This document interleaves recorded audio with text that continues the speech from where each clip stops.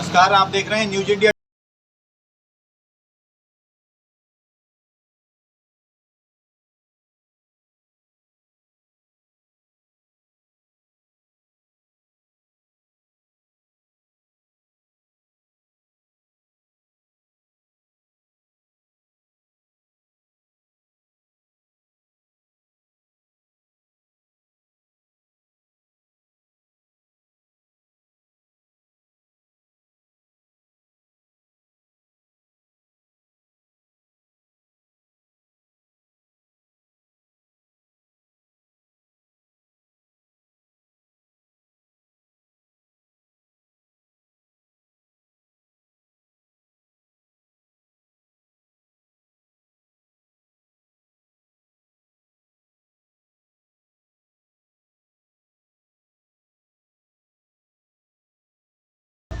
तो 2014 में केंद्रीय चुनाव आयोग को ईवीएम मशीन के द्वारा चुनाव नहीं कराना चाहिए था।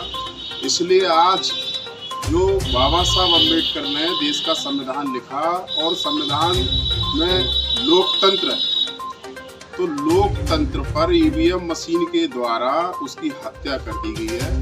तो आज राष्ट्र के लिए चाहिए, राष्ट्र की जनता को चाहिए कि लोकतंत्र को जिंदा रखने के लिए ईवीएम मशीन को हटाना आवश्यक है। इसलिए ये जो 26 नवंबर को महामोर्चा जा रहा है, मैं राष्ट्रीय दिव्यांग मोर्चा का राष्ट्रीय प्रभारी होने के नाते आपके चैनल के माध्यम से जहां तक भी आपकी पहुंच है, इसमें मैं पूरे उत्तर प्रदेश और साथ ही साथ पूरे देश के अंदर इस बात को आपके चैनल के माध्यम से जो है अपने संगठन के कार्यकर्ताओं को, शुभचिंतकों को, समर्थकों को, पदाधिकारियों को ये अपील करना चाहता हूँ कि 26 नवंबर के लिए ज़्यादा से ज़्यादा संख्या में दिल्ली के चुनाव आयोग पर कार्यालय पर पहुंचे और इसका हर तरीके से इस आंदोलन का समर्थन करें। 2014 में जो बीजेपी की सरकार बनी थी, उस पर भी आपके जो राष्ट्रीय अध्यक्ष हैं उनकी तरफ से बड़ा सवाल उठाया गया है, क्या लगता है? देखिए, आज देश के अंदर बहुत से क्षेत्रीय और प्रदेश स्तर के राजनीतिक दल हैं, लेकिन आप आज पूरे देश में अगर देखेंगे तो वाम से भारत मुक्ति मोर्चा के राष्ट्रीय अध्यक्ष मानवर वामन मेश्राम साहब जी देश के लोकतंत्र को और संविधान को बचाने की आज बड़े पैमाने पर आंदोलन चला रहे हैं, इसमें कोई शक नहीं है। और संविधान के दायरे में शांतिपूर्ण तरीके से लोकतांत्रिक जो विचार है, यदि उसको कहीं ना कहीं बचाने का काम कर रहे हैं, इस्लाम जी कर रहे हैं। इसके सिवाय तो आज दिन आप देखते हो कि ईवीएम के मुद्दे पे तो कोई ठोस बोलने वाला है ही नहीं, बल्कि मेश्राम साहब के नेतृत्व में तो ईवीएम के खिलाफ ईवीएम भंडाफोड़ यात्रा भी चलाई गई थी और लास्ट में जो बीएमपी के द्वारा ईवीएम हटाओ 26 नवंबर का जो आंदोलन बुलाया गया, इसमें भी वाम से भारत मुक्ति मोर्चा के राष्ट्रीय अध्यक्ष ने अपना समर्थन दिया हुआ है। तो ये कहीं ना कहीं ईवीएम का जो मुद्दा है, ये लोकतंत्र को और संविधान को बचाने की लड़ाई है। इसमें पूरे देश के नागरिकों को चाहिए कि बढ़ चढ़ कर हिस्सा लेना चाहिए। ईवीएम भंडाफोड़ की यात्रा के लिए उसका क्या निष्कर्ष निकला? उसका निष्कर्ष ये निकला कि ईवीएम मशीन में घोटाला होता है। पहले ऐसा लोगों को विचार ही नहीं था। जब से वो यात्रा निकली है तो आप देश के प्रत्येक नागरिक को ये चर्चा करते हुए आप चौराहे पर सुन सकते हो कि हाँ, ईवीएम में कोई ना कोई घपला हो रहा है, ईवीएम में गड़बड़ी है। ये बात अब देश के ज्यादा बहुसंख्यक लोगों में जो है जानकारी मिल गई, उस यात्रा का ये रिजल्ट निकला। अब जो 26 नवंबर को जो दिल्ली के चुनाव आयोग पर महामोर्चा लाखों लोगों का जा रहा है, तो कहीं ना कहीं ये लोकतंत्र को खत्म कर ब्राह्मण तंत्र पूरे देश में लागू करने का मामला है। जिस एमएलए एमपी को जनता अपना प्रतिनिधि चुनना ही नहीं चाहती, एक साफ सुथरी ईमानदार छवि वाले एमएलए एमपी को देश की जनता जो है चुनना चाहती है, लेकिन ईवीएम मशीन के द्वारा आज गुंडे, माफिया, बलात्कारी, हत्यारे, दहशतगर्द लोग जो है वो जनप्रतिनिधि बने बैठे हैं। और जो पाक साफ ईमानदार छवि रखने वाले जो लोग सोशल में विश्वास रखते हैं, वो लोग जो है ईवीएम मशीन के द्वारा हरा दिए जाते हैं। आप उदाहरण के लिए देख लीजिए, 2019 के लोकसभा के आम चुनाव में जो श्री नरेंद्र मोदी जी बनारस से चुनाव लड़ रहे थे, तो इलेक्शन का जो टाइम ऑफ होने के बाद वोटिंग वाले दिन 11 लाख वोट जो है बनारस लोकसभा में डालने की घोषणा चुनाव आयोग ने की।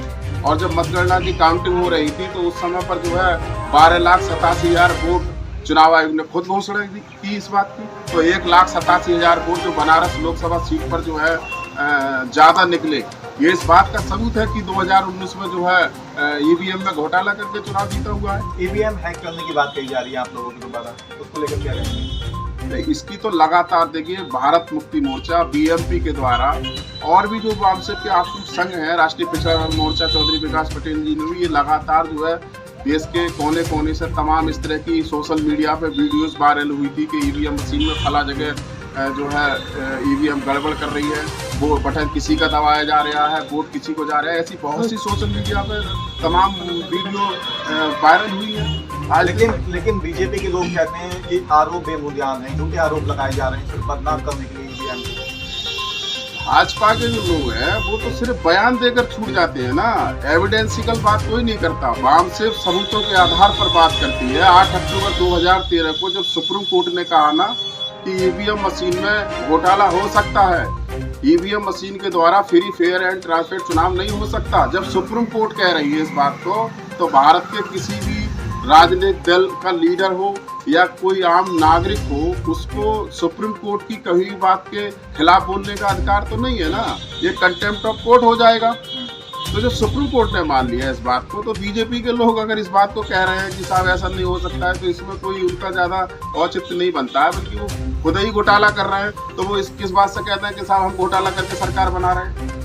अगर वो घोटाला करके सरकार नहीं बना रहे हैं तो देश में महंगाई की बाढ़ आई हुई है, देश में बेरोजगारी बड़े पैमाने पे है, देश में बलात्कार हो रहा है, दहशतगर्दी में लोग जी रहे हैं। आज की तारीख में ये हालात हैं कि लोगों को समस्याएं हैं, इस समस्याओं की जननी ही ईवीएम मशीन है, क्योंकि ईवीएम मशीन के द्वारा जिस प्रतिनिधि को जनता चुन रही है, चुनना चाहती है, अपनी सरकार बनाना चाहती है, उनकी ईवीएम मशीन सरकार बनने नहीं दे रही है। और ऐसे जो बेईमान भ्रष्टाचार में लिप्त जो लोग हैं, आज देखो ना देश का बड़ा बड़ा पैसा जो है हजारों करोड़ मशीन सरकार बनने नहीं दे रही है। और ऐसे जो बेईमान भ्रष्टाचार में लिप्त जो लोग हैं, आज देखो ना देश का बड़ा बड़ा पैसा जो है हजारों करोड़ रुपए जो है जो बड़े बड़े उद्योगपति ले लेकर विदेशों में भाग रहे हैं। अगर ईवीएम मशीन की नाजायज सरकार नहीं होती, उसको देश से प्रेम होता, राष्ट्र को बचाने की बात होती, तो ये फिर जो हजारों करोड़ रुपए अडानी अंबानी जैसे लोग जो है तमाम देश से भाग रहे हैं पैसा ले लेकर, इसका सरकार हिसाब नहीं लेती। जो दिल्ली में लोगों को भारी तादाद में बुलाया गया, अगर वहाँ पर भी समस्या का समाधान नहीं हुआ तो क्या होगा, आगे का कदम क्या होगा? देखिए, ये जो 26 नवंबर का कार्यक्रम है, ये कोई जनसभा नहीं है, आम जनसभा नहीं है, ये आंदोलन का पार्ट है। और भारत के संविधान में बाबा साहब अम्बेडकर ने लोकतंत्र की हत्या करने वाले, अनकॉन्स्टिट्यूशनल देश को चलाने के खिलाफ आर्टिकल 19 में आंदोलन करने का, धरना करने का ये फंडामेंटल राइट दिया हुआ है देश के नागरिकों को। इसलिए ये जो बीएमपी के द्वारा जो देश के अंदर 26 नवंबर को आंदोलन बुलाया गया, ये कोई जनसभा ही नहीं है, ये आंदोलन है। और आंदोलन जब हो, अगर ये तानाशाही लगातार चलेगी तो देश की जनता को इस बात का पता चल जाएगा। जब पता चल जाएगा तो आने वाले समय में ये आंदोलन बड़ा रूप धारण कर सकता है। तो इस तरह से इस आंदोलन को जो है दबाया नहीं जा सकता। लोकतंत्र है, हम अपनी बात कह रहे हैं, लोकतंत्र में हमें अपनी बात को रखने का, कहने का अधिकार है। संविधान के दायरे में ये आंदोलन होगा, शांतिपूर्ण तरीके से होगा। जो संवैधानिक अधिकार है, हम उन अधिकारों को मांगने के लिए लड़ रहे हैं, उन अधिकारों की बात हमारी लड़ाई चल रही है देश के अंदर। 3.5% ब्राह्मणवाद जो है वो इस देश पर थोप दिया गया है लोकतंत्र के नाम पर, तो उसको हम लोग खामोश होकर थोड़ी तमाशा देख सकते हैं। हमको सारा वामसे भारत मुक्ति मोर्चा के राष्ट्रीय अध्यक्ष भारत देश के अंदर आज पूरे देश में जो है 31 राज्यों में देश के 4,500 तहसील, 22,000 ब्लॉक, देश के 1.5 लाख गाँव तक फिजिकल दौरा किया है। आज पूरे देश के अंदर सबसे ज़्यादा एविडेंस के आधार पर जानकारी है, जनता को दे रहे हैं वो। इसके अलावा और क्या कहना चाहेंगे?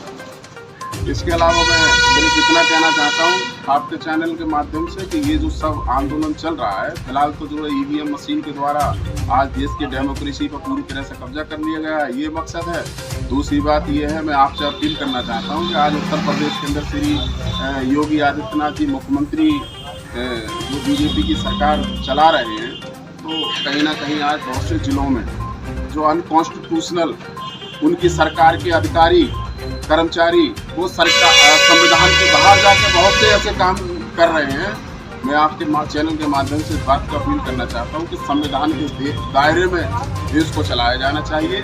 संविधान में जो समता, स्वतंत्रता, बंधुता और न्याय का विचार है, ये अंतिमतः भारत के पूर्ण भारत के जो है प्रत्येक नागरिक के लिए अंतिमतः जो है सकारात्मक फल देने वाला है। तो संविधान के दायरे में जाकर ही पूरे देश के अंदर जो है वो सरकार को जो है चलाया जाना चाहिए।